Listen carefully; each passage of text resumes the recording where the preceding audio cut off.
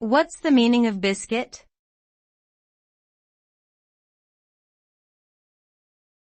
Biscuit.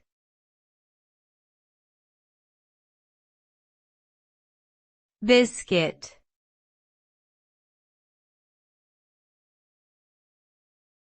Biscuit.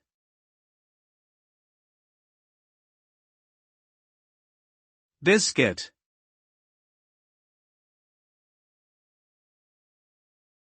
A biscuit is a baked good that is typically small, flat, and crisp. The word biscuit actually comes from the Latin term biscoctus, which means twice baked. Biscuits can come in a variety of flavors and textures, such as sweet or savory, hard or soft. They are often made with flour, sugar, butter, and other ingredients like nuts or chocolate chips. Biscuits are popular all around the world and are often enjoyed as a snack or breakfast food. In some cultures, biscuits are even used as a dusting for desserts or as a base for savory dishes like chicken pot pie.